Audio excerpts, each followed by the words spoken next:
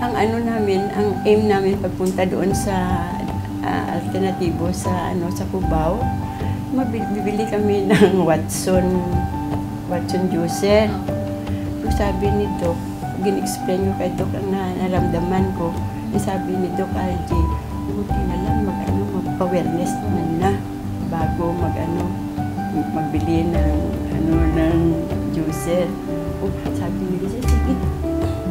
Pag uwi kami sa bahay, pag mga 6 o'clock dito na kami. Biglaan. Masakit ang dibdib ko. At ang tiyan ko, parang natusok-tusok ng karayom. Pero ngayon doon, hindi ko naman naramdaman yung karayom na nagatusok. Naramdaman ko noon, mabigat ang katawan ko, mabigat ang tiyan. Pero ngayon, nang nakaano ako sa cleansing, magaan na. Magaan ang katawan ko. Parang lively na ako mag-move.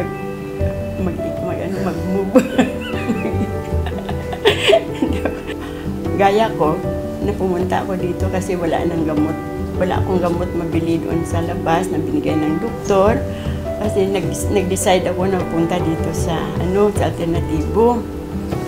Kasi dito nakita ako na naramdaman ko na maganda ang pakiramdam ko ngayon. At kung sila naman may sakit, sabi ko ng pag-uwi ko doon, sabihan ko ang mga ko doon, mga kasim manwa, kasim baryo, na kung may sakit sila, pwede dito, makapunta dito. Kasi maganda ang dito, ang accommodation.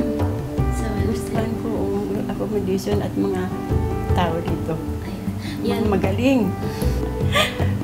Ang lahat ng mga attendants, no? Puro sila magaganda.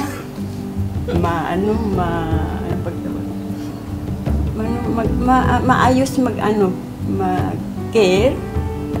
Sabi ni tatay mo, sabi niya, lahat ng mga nurses dito, puro mga maganda.